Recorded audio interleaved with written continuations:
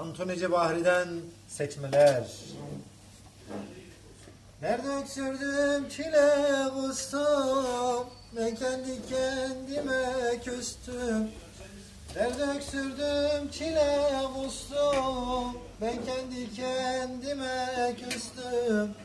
Ne işim var ne bir dostum, o da gitti gelmeyecek.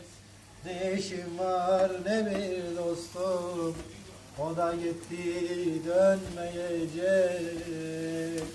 Hasret çektiren utansın, boyun büktüren utansın.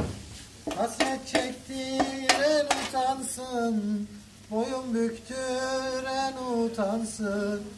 İçimde nem kaldı dünya, İsterse her yanım yansın, isterse her yerim yansın. Gökler erdi feryadım, ne neşim var ne bir tadım. Gökler erdi feryadım, ne neşem var ne bir tadım.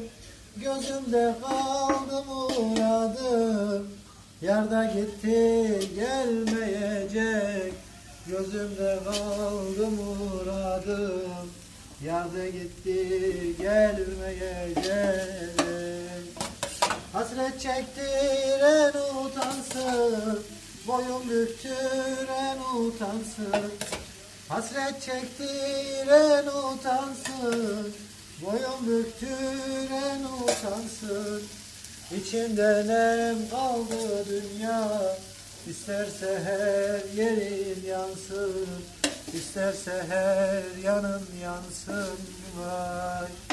İçimde nem kaldı dünya, İsterse her yerim yansın, İsterse her yanım yansın vay.